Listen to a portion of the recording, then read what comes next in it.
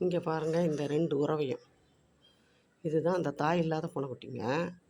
Puppy வந்தால் கடிச்சிட போகுதுன்னு தான் உள்ளே விடலை. அதுங்க அந்த வளர்ந்து மேலே வர ஆரம்பிச்சிட்டாங்க. ஆனால் எங்கள் பப்பி அதை ஒன்றும் பண்ணலை. நான் பால் வைக்கிறது, சோறு வைக்கிறதெல்லாம் பார்த்துக்கினே இருக்குல்ல, அதை எதுவும் செய்ய மாட்டேங்குது.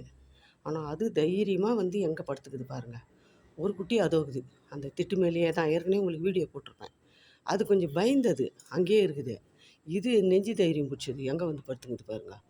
எங்கள் பப்பி ஆனால் எதுவும் செய்யலைங்க. வாயில்லாத ஜீவனுங்களுக்கு ஒரு பரிதாபம்லாம் தேர்த்து பாருங்கள்.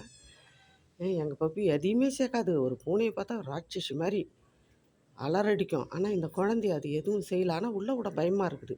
கடிச்சிருச்சுன்னா என்ன பண்ண முடியும்? வாய்க்குள்ளே போனால் நம்மளால் எடுக்கவே முடியாதுல்ல. ஆனால் அது கம்முன்னு வந்து உறவாடாது பாருங்கள். அவர் கையால் இதை அடிக்கிறாரு, அவர் இத்தை அடிக்கிறாரு. எப்படிக்குது பாருங்கள் கதை. அதுக்கு சைலண்ட்டாக அது உக்காந்துக்குது பாருங்கள். ஒன்று அது பயந்தாங்குழி. இது அவர் அது கையால் அடிக்குது பாரு. அது பயந்தாங்குழி கம்முன்னு இருக்குது. இது பாருங்கள், இது கையால் அடிக்குது. அது அடிக்குது. பத்தியா ஏய் வராத, பப்பி கடிச்சிடும். பப்பி கம்முன்னு இருக்குதுங்க. ஆனால் உள்ளே வந்தால் என்ன பண்ணுமோ தெரியாது. நீ போ, உனக்கு தான் பூவா போட்டேன்ல, தயிர் சோறு போட்டேன்ல. வரக்கூடாது, அங்கேயே இருக்கணும், இங்கே வரக்கூடாது. உங்கள் அம்மா உங்களை விட்டு செத்து போச்சு. நானும் 2-3 மாதமாக உங்களை வச்சுக்கின்னு லோல் பட்டு கிடக்கிறேன்.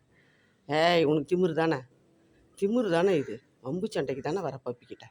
போ ஓடு. உங்கள் அண்ணனும் அக்காவோ தெரியல, சரியாக கூட பார்க்கல. போய் அங்கே போயிருப்போம்.